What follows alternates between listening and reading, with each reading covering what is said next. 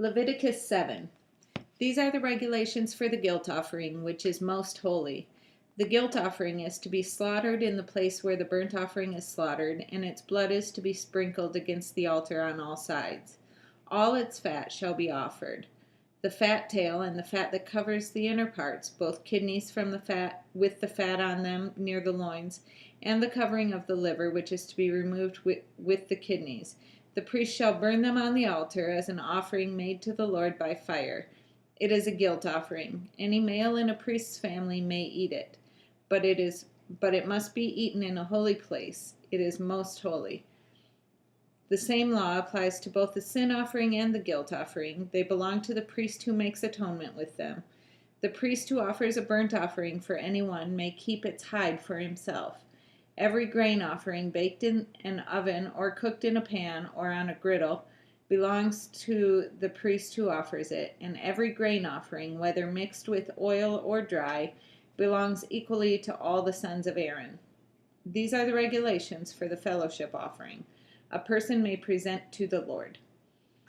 If he offers it as an expression of thankfulness, then along with this thank offering, he is to offer cakes of bread made without yeast and mixed with oil, wafers made without yeast and spread with oil, and cakes of fine flour, well kneaded and mixed with oil. Along with his fellowship offering of thanksgiving, he is to present an offering with cakes of bread made with yeast. He is to bring one of each kind as an offering, a contribution to the Lord. It belongs to the priest who sprinkles the blood of the fellowship offerings. The meat of his fellowship offering of thanksgiving must be eaten on the day it is offered. He must leave none of it till morning. If, however, his offering is the result of a vow or is a free will offering, the sacrifice shall be eaten on the day he offers it, but anything left over may be eaten on the next day. Any meat of the sacrifice left over till the third day must be burned up. If any meat of the fellowship offering is eaten on the third day, it will not be accepted. It will not be credited to the one who offered it, for it is impure. The person who eats any of it will be held responsible. Meat that touches anything ceremonially unclean must not be eaten. It must be burned up. As for other meat, anyone ceremonially clean may eat it. But if anyone who is unclean eats any meat of the fellowship offering belonging to the Lord, that person must be cut off from his people. If anyone touches something unclean, whether human uncleanness or an unclean animal or any unclean, detestable thing, and then eats any of the meat of the fellowship offering belonging to the Lord, that person must be cut off from his people.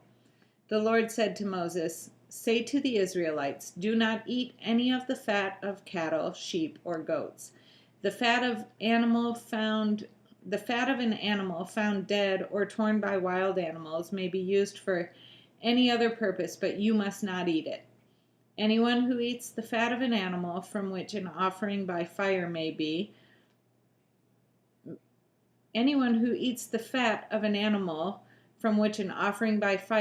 made to the Lord must be cut off from his people. And wherever you live, you must not eat the blood of any bird or animal. If anyone eats blood, that person must be cut off from his people." The Lord said to Moses, "Say to the Israelites, anyone who brings a fellowship offering to the Lord is to bring part of it as his sacrifice to the Lord with his own hands. He is to bring the offering made to the Lord by fire. He is to bring the fat together with the breast and wave the breast before the Lord as a wave offering. The priest shall burn the fat on the altar, but the breast belongs to Aaron and his sons. You are to give the right thigh to your fellowship offerings to the priest as a contribution. The son of Aaron who offers the blood and the fat of the fellowship offering shall have the right thigh as his share. From the fellowship offerings of the Israelites I have taken the breast that is waved and the thigh that is presented, and have given them to Aaron the priest and his sons as their regular share from the Israelites. This is the portion of the offerings made to the Lord by fire that were allotted to Aaron and his sons on the day they were presented to the Lord, to serve the Lord as priests. On the day they were anointed, the Lord commanded that the Israelites give this to them as their regular share for the generations to come. These, then, are the regulations for the burnt offering, the grain offering, the sin offering, the guilt offering, the ordination offering, and the fellowship offering, which the Lord gave Moses on Mount Sinai on the day he commanded the Israelites to bring their offerings to the Lord in the desert of Sinai.